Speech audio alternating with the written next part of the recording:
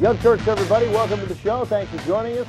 Ben Mankiewicz here for Cenk. Cenk is moving. Cenk is moving to a high-rise apartment in the sky. Cenk is actually, if you must know, moving on down. Cenk had a very nice place. He's moving to a slightly less nice place. So he'll be back. He'll be back tomorrow. Is that a correct assumption, Well, JR? when he was asking, he was looking for some input on the place. Yeah. I'd known two people that lived there before. Actually, I think someone I know still lives there, and I haven't really got any feedback, so I had no answer for him. But you and Michael definitely had some definite opinions. Cenk, I guess I don't want to use the name of the place, although I don't know why it makes any difference. It's huge, literally. I mean, maybe 25,000 people live there, so I'm not sure it really matters. But it's a place that people go to frequently when they just get to L.A. And it's conveniently located, and Cenk is moving there, and he sent out emails asking friends, hey, what do you think of, this sort of mix of tall, high-rise buildings and condos and some little townhomes? What do you, who's got an opinion on this? He got 38, he sent his emails out to his friends, and he got instant responses from everyone. Everyone saying, yeah, it blows. It blows, don't move there. Yeah, I had two friends who moved there. They hated it. They couldn't wait to leave. It's like people come to L.A., they move there, and then 6 months later, they're like, oh, I got to get out of this place, find a real apartment. And Cenk has been in Los Angeles for 7 or 8 years, is like, you know what, Wendy? Here's what we're going to do. We're going to move to this great place. So we'll see how that works out.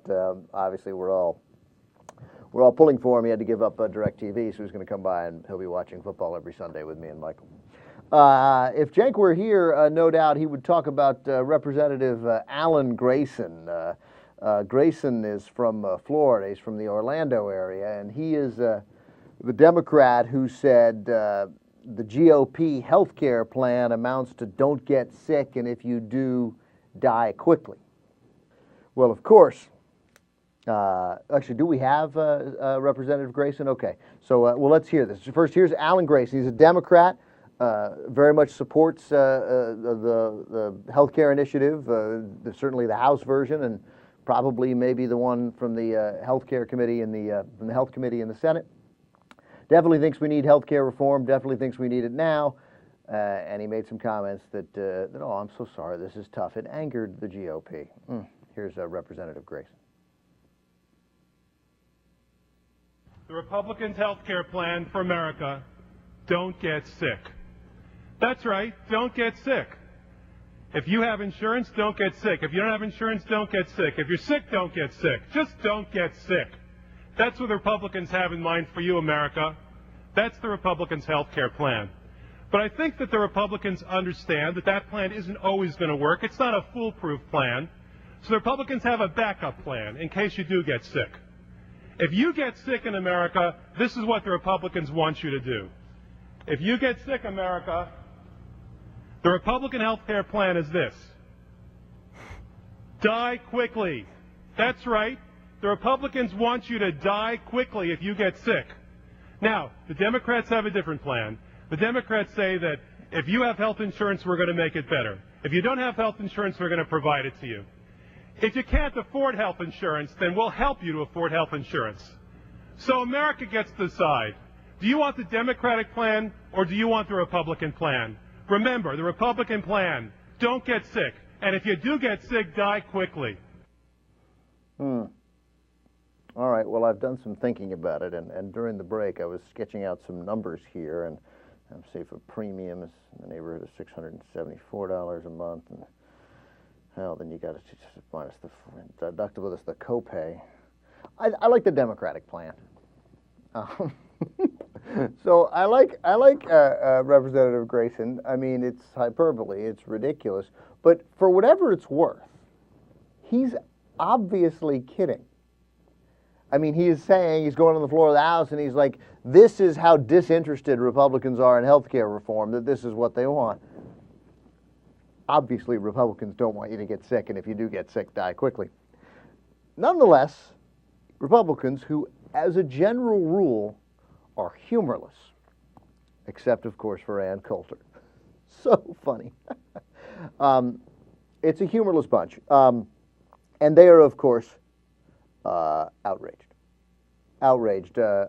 Among the many people who are outraged is a representative from, I believe, Florida. Excuse me, Tim Price of Georgia has filed a resolution censuring Grayson for the comments. So that's one thing. And then also we have a comment here from Representative Jimmy Duncan of Tennessee, who says, that is about the most mean-spirited partisan statement I've ever heard made on this floor, and I, for one, don't appreciate it.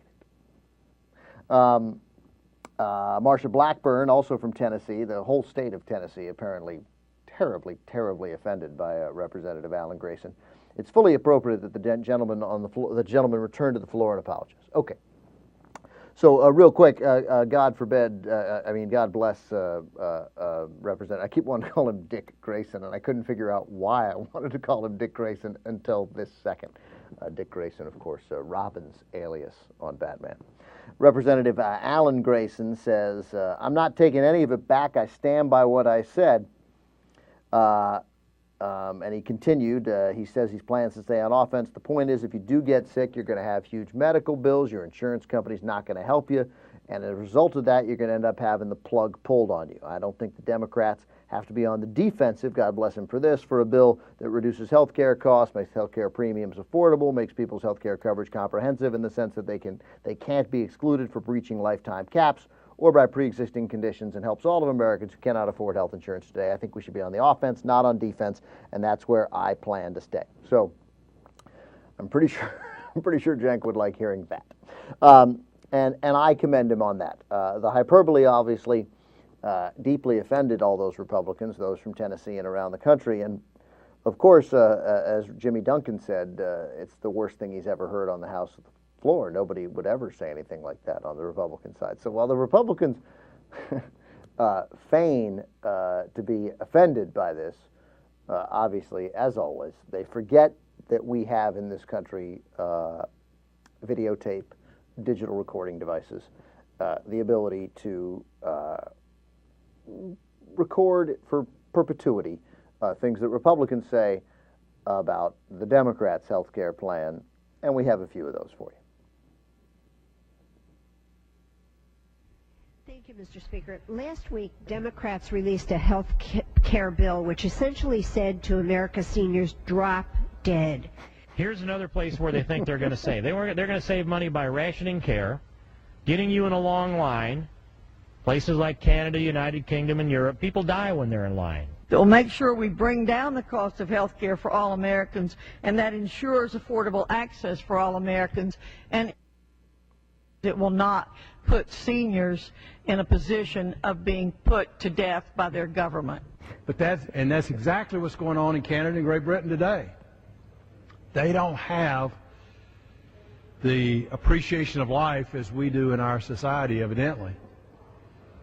And Dr. O, a lot of people are going to die. Well, if you go to the socialized medicine countries, you find about 20% worse results. You get it? 1 in 5 people have to die because they went to socialized medicine. You know what? I was going to...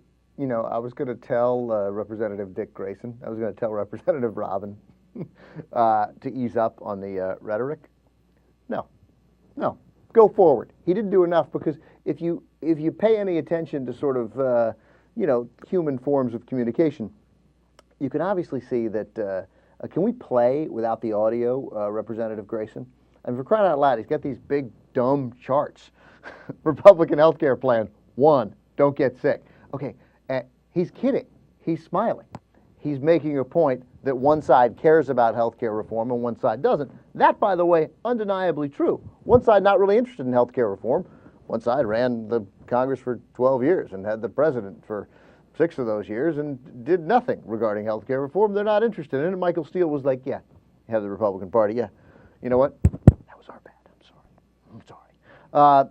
So he's amusing people. Those Republicans who we played, who we get there, Virginia Fox, Steve King, Virginia Fox seniors will be put to death.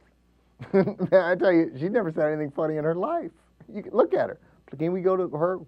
Play the Republicans again one more time, and without the audio just for a second, and we'll bring the audio up when we get to the lovely Virginia Fox of North Carolina. I think that's who that was.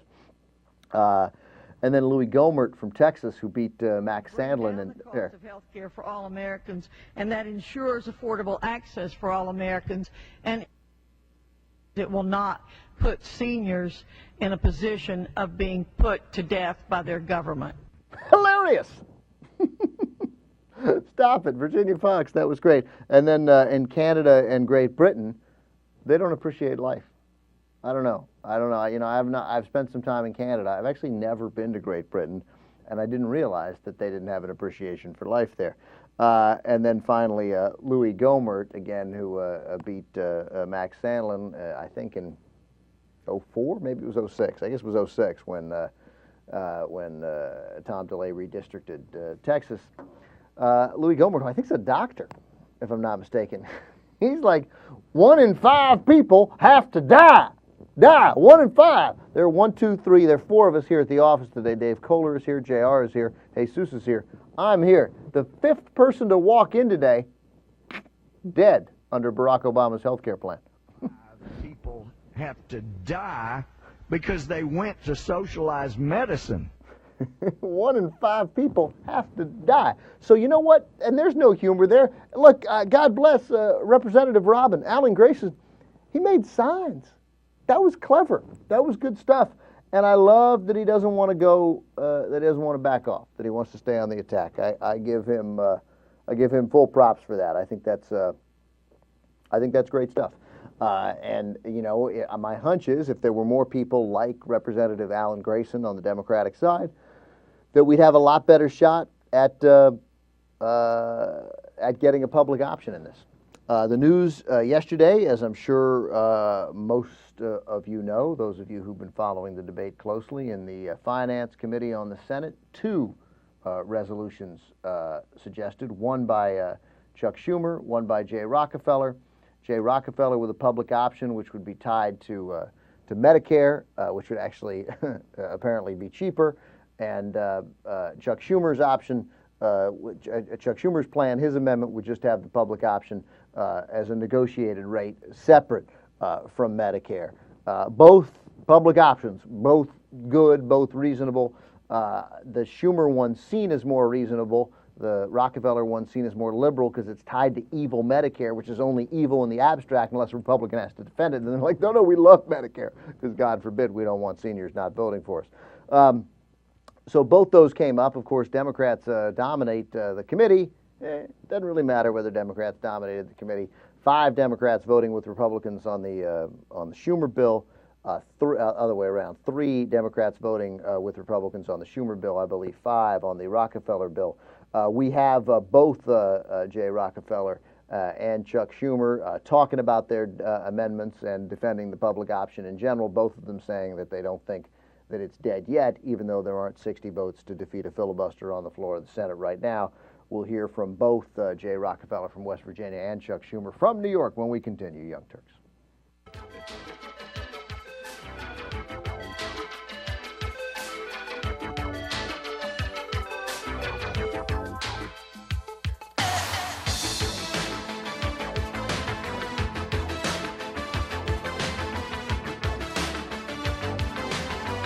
Young Turks, everybody. Ben Mankiewicz here today for Cenk Uygur. Always good, of course, to be back on the show. When we left you there before the break, we're talking about the public option. 2 amendments defeated in the Senate Finance Committee yesterday. One proposed by Jay Rockefeller from West Virginia. I believe 5 Republicans bailing, 5 Democrats bailing to the Republican side. Chuck Schumer's that is not tied for 2 years to Medicare rates the way Jay Rockefeller's is, garnered more Democratic support. Jay Rockefeller appeared on the Ed Schultz program on MSNBC and discussed the defeat of his bill, and as you'll hear from him, and then later from Chuck Schumer appearing also on MSNBC with Rachel Maddow, there's some optimism, and we'll talk about the political reality of that optimism, whether it's just blind optimism, by putting it in a little context and reminding people where we were on a public option just 1 month ago. But first, here's Jay Rockefeller with Ed Schultz. How disappointed are you that more Democrats didn't come on board in this committee, and how much of a setback is it in your opinion? It isn't. In fact, it's obviously I would have liked to have won my public option amendment, which was a very strict one. But I got 8 votes for it. That's more than I expected. And then Chuck Schumer put up his, which was a variation of it, pretty close to it, and he got 10 votes. So we're moving in the right direction. My objection is we're spending $483 billion, which is more than half of the total cost of the health care bill, to subsidize insurance companies, private insurance companies, to do what they've been doing all these years, which is, raking and taking us all out for lunch and then having us for lunch. And I really mean that. I mean, we don't have the time to go into it, but believe me, it's true. And the fact that we're doing that amazes me, because we're putting profits before people. So your message tonight to the American people is another day at the office. It's not a setback. Public option is still going where it's got to go, in your opinion. Absolutely, and I like days at the office, and this I thought was a particularly good one. So I feel very good about it. To get 10 votes on something which we debated for 5 hours, which is the longest exposition about it in history. So Jay Rockefeller expressing some optimism there while talking to Ed Schultz from MSNBC because got 10 votes. That means 3 Democrats voting with Republicans there. Same day, Chuck Schumer from New York, who proposed that amendment that got the 10 votes. Rockefeller's got just 8, but they're working in tandem, as you'll hear from Chuck Schumer from New York. Schumer also expressing some optimism. Here is Chuck Schumer with Rachel Maddow. You and I agreed on Thursday that if the public option could make it in the Senate Finance Committee, it looked pretty good that it could make it anywhere, maybe all the way into the final bill. What does it mean that it didn't survive that committee today? Well, look, it would have been better if it had passed, and certainly it didn't. But we picked up votes we didn't expect, particularly on my amendment, Jay and I working as a team. And, the Senate Finance Committee is the toughest terrain here. It's more conservative than the Senate as a whole, populated by a large number of rural senators. And the Senate as a whole is less conservative, is more conservative than the House. So this is an uphill fight. We knew it. But, a month ago the public option was dead. Now we're alive and fighting. Even 2 of the 3 senators who spoke out against it said they were interested in it. And we're going to keep working at it till we get this done. I think they're open to change. I mean, Senator Baucus himself, as you showed on your show, said he was for it but wanted to see 60 votes. He obviously cares very much and wants to pass a health care bill. And I think, I said this in the committee meeting, that by working hard we'll be able to show him 60 votes. It may not be exactly as I proposed or as Jay proposed, but it'll be a good, strong public option. I have spoken to just about every one of my moderate Democratic colleagues. Not a single one has closed the door on the public option on the Senate floor.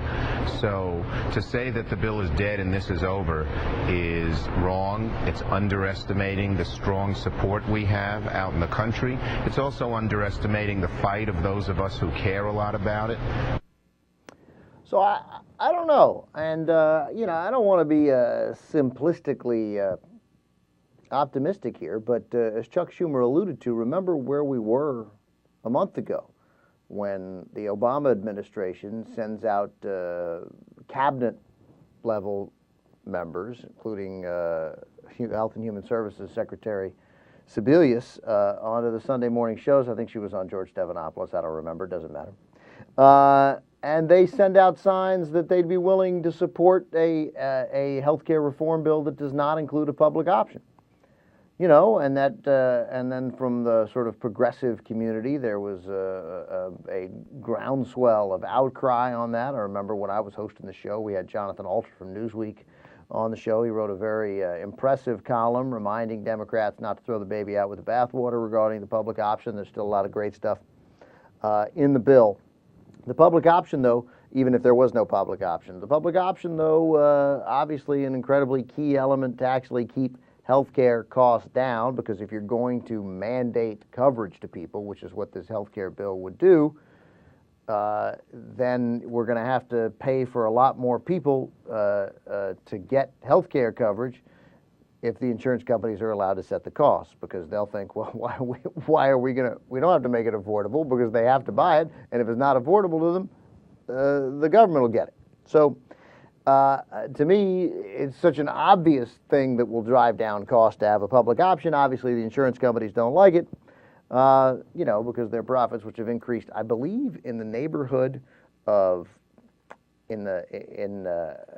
we go.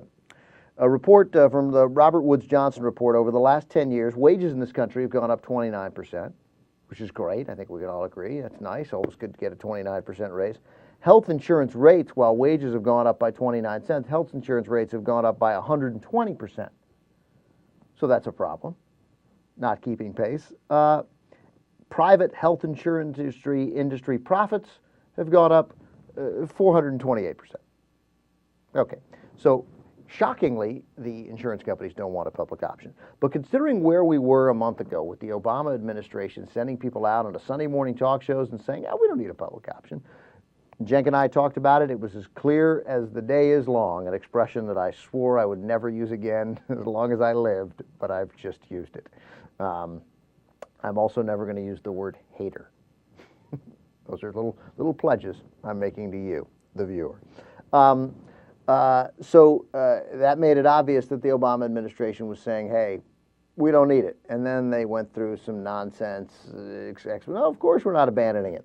Well, apparently that groundswell of progressive support has caused them not to abandon it. And two things are at work here. If they'd completely abandoned it, I don't suspect that this would be going on. The flip side is, as I'm sure that those who care about the public option have pointed out, I'm sure Cenk has pointed out with great regularity, what would be nice here is some leadership from the president on the public option.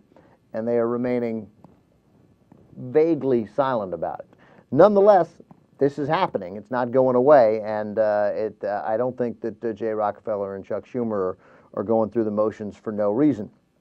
Interesting piece by Robert Kramer today in the Huffington Post suggesting that there is growing momentum for the public option. And remember, the Finance Committee is the final committee in the United States Congress that has debated a health reform bill. So there have been 4 other committees that have already passed bills, 3 in the United States House of Representatives and 1 in the Senate, the Health Committee in the Senate.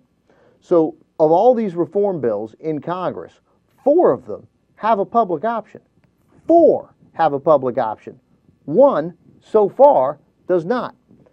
And yet we're sort of led to believe that there's no momentum for a public option, all because of this 60 votes. And the idea that if we can't get 60 votes, that a Republican filibuster, which needs Democratic support to win because they don't have enough senators by themselves, the Democrats would have to support a Republican filibuster to prevent the public option. So never let it be said that there's only one party in the pocket, to some extent, of big business, because you can't do it without Democrats, and these would be Democrats willing to go against their own party, their own leadership, and their own president, depending on how much of a priority the president makes it, to defeat a public option in a reform bill. So Rachel Maddow, I think correctly and wisely, then asked Chuck Schumer that question, because the math is really not that complicated. We have 4 committees that have supported a public option, 1 that's debating it right now but is getting all the attention because it's just the one that's doing it now. The Health Committee in the Senate did it months ago, and they passed it, and the House has passed it in all 3 committees. So Rachel Maddow and by the way, Max Baucus, who chairs the Finance Committee, and of course the chairman, the Democratic chairman, who of course voted against both Democratic amendments, Max Baucus continues to explain his vote against it by saying, well, I just don't think that they would have enough votes to pass, to get past the filibuster, to get 60 votes in the Senate. Well, I'm going to help Max Baucus out, because Max Baucus is clearly one of the least intelligent people in the United States Congress. One of the ways you'll get 60 votes is if you vote for it. I don't know. When I was working, I don't like to mention this out loud that often, but when I was working for TMZ, I did a couple of pretty good pieces, and I did a story on Kathleen Turner, who wrote a book called like Coming Up Roses, something like that. And in the book, she accused Nicolas Cage of stealing a dog and getting 2 DUIs. And then she also said that she and Burt Reynolds, when they made that movie about the TV business, whose name I can't remember right now, in the 80s, that she and Burt Reynolds were, quote, sworn enemies. So when asked about the accusations against Nicolas Cage, by the way, said, I didn't steal a dog, and I don't have any DUIs, and I'm suing you. Okay? So then Kathleen Turner, when asked about that, was like, oh, that sounds like stuff from some gossip columnist. Totally made up. No. You wrote it in your book, which is by you, Kathleen Turner. Matt Lauer asked her about the sworn enemies. She's like, oh, sworn enemies. That just sounds like the thing that the internet works up just to build up. No, you wrote it. I read it. It says Bert and I were sworn enemies. So again, a book by Kathleen Turner about Kathleen Turner for fans of Kathleen Turner. Along the same lines, I would say to Max Baucus, hey man, here's one way you get to 60 votes. All the Democrats vote for it. There's 60 of them. 1, 2, 3, 4, 5, 57, 58, 59, 60. And there it is. But Max Baucus is allowed to use that as an argument for voting against this amendment now. I don't think it has enough votes to beat a filibuster back. Man, I just don't let him get away with that. He don't want to support a public option. That's a problem. But at least it's arguably honest. Well, the only honest reason is, I suspect, the enormous amount of money he's taken from insurance companies, or again, his fear that that will somehow hurt him politically when there is evidence by a new poll in the New York Times that 65% of the country supports a public option, 26% oppose it. Once again, don't quite know what the problem is when you have 60% of the Senate and 65% of the country supports it. Seems like maybe something you should get done when you have the president and 60% of the Senate and a significant majority in the House. I don't know. Maybe I don't understand math. Anyway, though, the good question was asked of Senator Chuck Schumer by Rachel Maddow on NBC, because Rachel's like doing the math. She's writing the stuff. She's like, well, 60, 57, 50. She's like, so wait a minute. The Democrats keep talking about making this bill filibuster-proof. So you're saying that the only way that there's going to be a filibuster is a filibuster started by Republicans, that Democrats join. So this filibuster can only work if there are Democrats attached to the filibuster. Would they really do that? Here's Rachel Maddow having that conversation with Chuck Schumer. The 60-vote threshold. When you say that the public option doesn't necessarily have 60 votes now, it might ultimately have 60 votes. When you assume that 60-vote threshold rather than 50 votes, are you saying that some Democrats would literally filibuster a Democratic reform bill just because the public option was in it? Democrats will vote to filibuster? So yes, that is a real chance to do this. Obviously, we're first trying for 60. If we can't get to 60, some of us will argue that for the public option and some other things, we can go to the 51 vote margin. Not so much on reconciliation, but getting Democrats to vote for cloture, even if they don't support the bill, giving your fellow Democrats a chance to have their voice. Do you have support from other members of the Democratic leadership, and specifically from Senator Reid, for an approach like that? Well, where Senator Reid has not unveiled his approach. We've been talking about it. He's waiting till the Finance Committee finishes the bill. But I know he is for a public option. Each member of the leadership of the four in the Democratic leadership are for a public option. So that gives me some cause for optimism here. I don't know. I just don't know whether to really be optimistic. I love to talk about Harry Reid because he's like, he hasn't revealed his approach yet. It's like Harry Reid. He's still got it holstered. Just like we always did, going all the way back to the Supreme Court nominees. Wait. It's like, man, the enemy's in your yard. The enemy is having sex with your 21-year-old daughter, and they're eating your vegetables. Okay, they've arrived. Okay, you could probably take your gun out of the holster. So Harry Reid, Schumer claims that Reid is for the public option. I'm sure that's true. You know, as always, you can be like, oh, I voted against Sam Alito, but I wouldn't filibuster it, God forbid. What's interesting there is the discussion of changing the rules so that, you know, getting Democrats to vote for cloture so that you'd have 51 votes could do it. You know, that, of course, will be met with unbelievable indignation from Republicans who won't be able to believe that you changed the rules. The guys who largely invented changing the rules. But hey, it's not changing the rules. It's a rule, and they would go to it. And hey, look, if you can't, I mean, go forward. There's no outrage over changing rules for which there is an apparatus for changing them built into it, meaning that you're not really changing the rules. Anyway, so but the optimism from Rockefeller and Schumer is interesting. I simply don't know whether to fall for it. I can't tell, although I think it's entirely possible that both the White House and rural conservative Democrats, guys in the Max Baucus, Kent Conrad camp, Kent Conrad, who, by the way, terrific senator on so many other issues, but certainly not here, that they have just misread this situation. Kent Conrad always in jeopardy with that Senate seat in North Dakota, but he's a good senator. He is well liked in North Dakota, and obviously doesn't want to be called a God-offending communist by Glenn Beck. And I suspect he thinks that if he votes for a public option, that somehow means the end of America. A lot of people think the Obama administration is the end of America, including some folks at the Take Back America conference in America's worst big city. You're waiting for it now, aren't you? If you're fans of the Young Turks for a long time, you know what's coming. JR, would you care to say it with me? America's worst city, 1, 2, 3, St. Louis, Missouri. I never called it the worst, but. And I know we got fans in St. Louis, and when you're on TV, you're never supposed to offend a city, but I hate St. Louis. Great baseball town. I give them that. It's just some things happen there that you kind of scratch your head. There's no movie theater downtown. And you got to go, seriously, we had to go 42 minutes outside town to go see a movie. There used to be a theater downtown where they have the train tracks, but the cab driver told me they don't have that anymore because the N-words ruined it for everyone. I was like, oh, well, okay, that's too bad.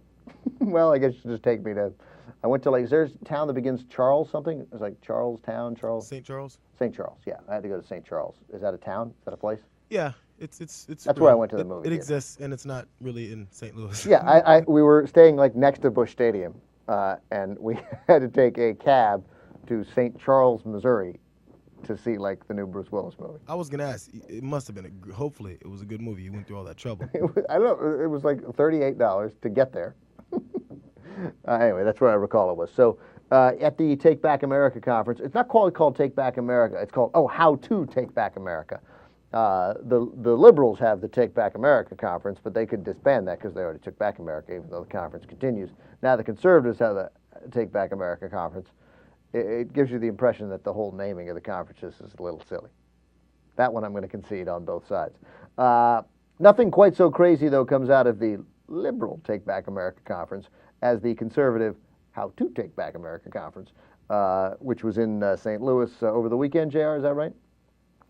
In St. Louis over the weekend.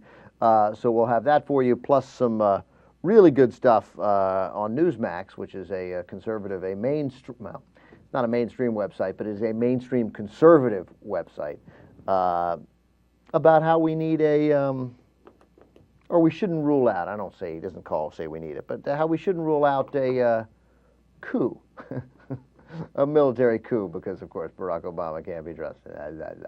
Young Turks. Hey everybody, back on the Young Turks. Ben Mankiewicz here for Cenk, who will be getting to the How to Take Back America conference, the HTTBAC in STL, coming up later on the show. Good stuff there. Also, Michael Steele with some nonsense, and then this great Newsmax article about how maybe we need to have a coup. A coup. Joining us now, though, is David Swanson.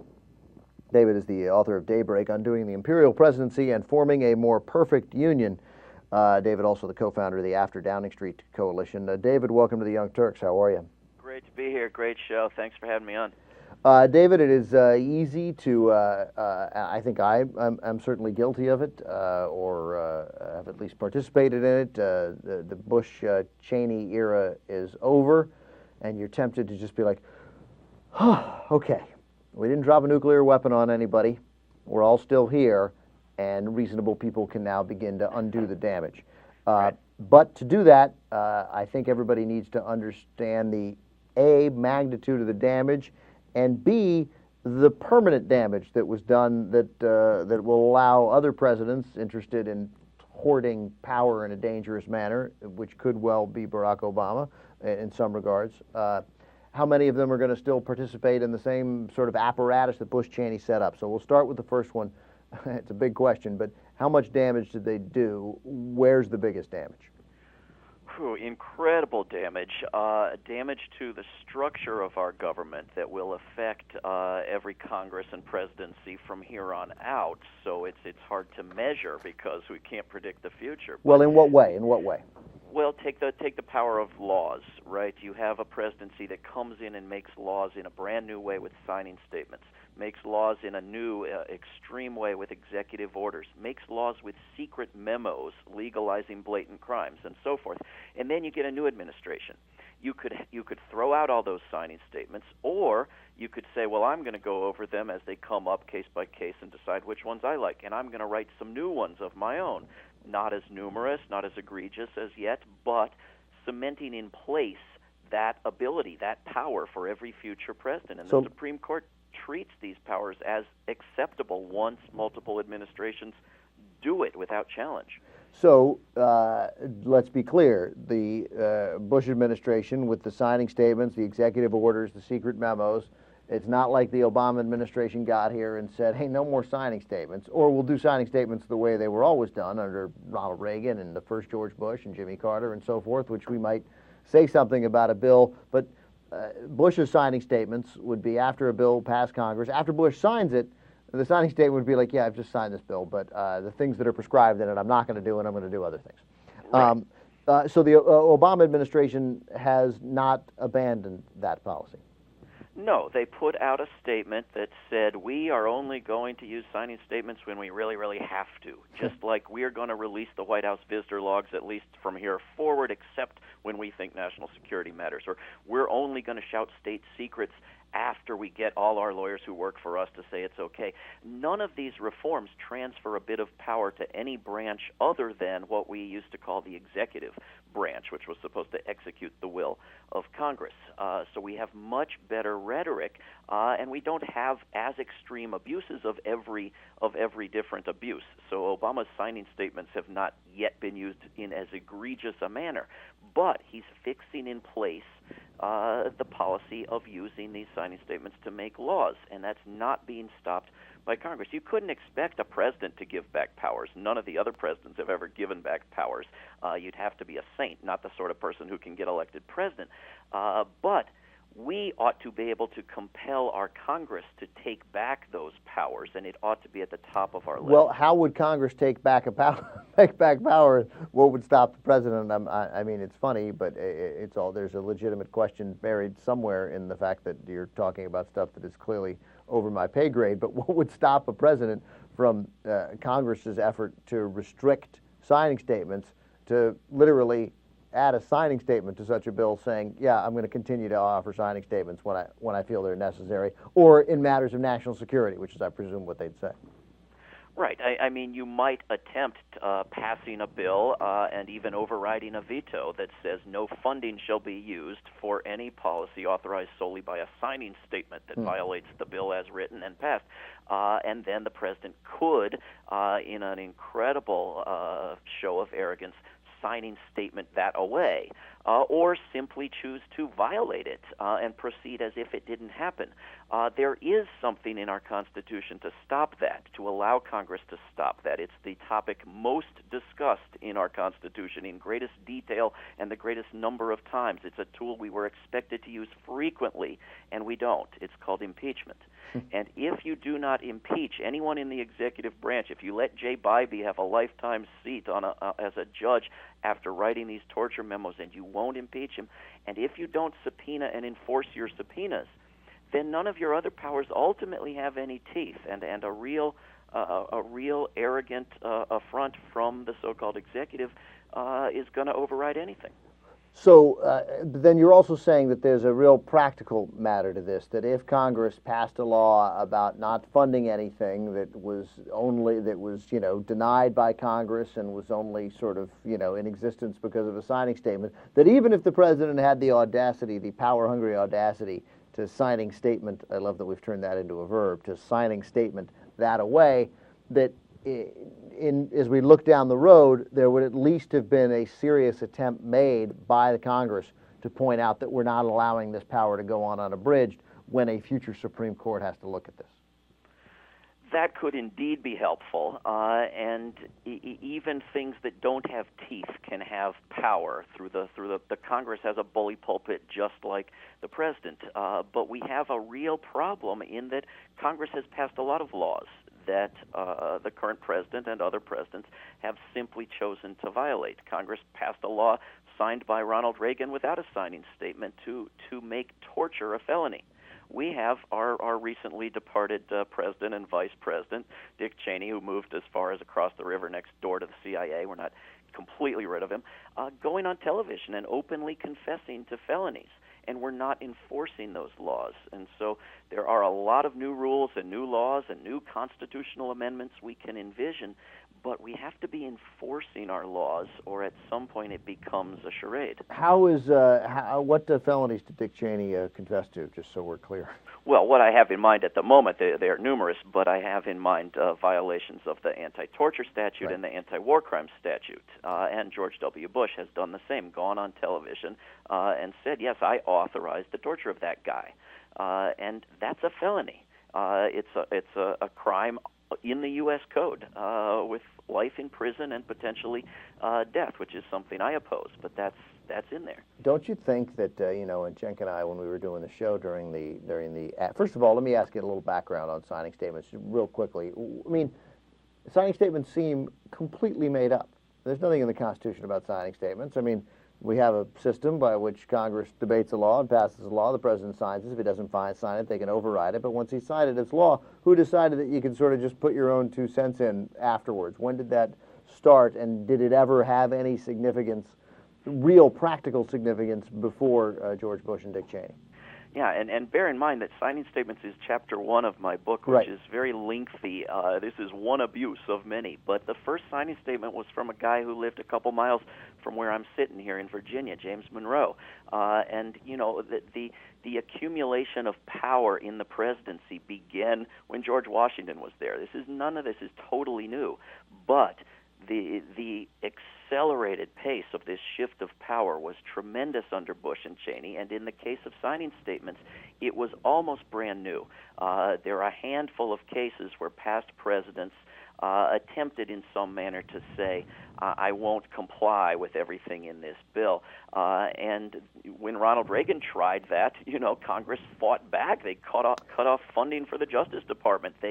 They took steps that had real teeth to them until Reagan complied. David, let me jump in because, and I realize your book, I've now undoing the Daybreak, undoing the imperial presidency, forming a more perfect union. I've allowed you to speak about chapter 1. We have less than 30 seconds. Other than Congress asserting itself, or is that enough? Is there a way to undo this so that down the road we don't have presidents that, by the way, will offend conservatives? I mean, some president, some liberal, some extreme liberal president could come in and say, yeah, I'm going to take all your guns. Well, we have civil suits that are moving forward. We have state and local approaches. We have all kinds of angles from outside the country and within it. I would send people to prosecutebushcheney.org for a million ways to help. But we do have to take back power through our Congress, and Congress won't do it unless we compel them to. So this is a call for activism. I'm not entirely sure Congress will even do it then.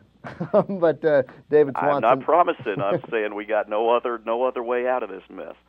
Interesting guy, David Swanson. The book Daybreak, Undoing the Imperial Presidency, Forming a More Perfect Union, just came out in the middle of this month. David, thank you very much for joining us on the Young Turks. My pleasure. We'll be right back, everybody. Stay with us.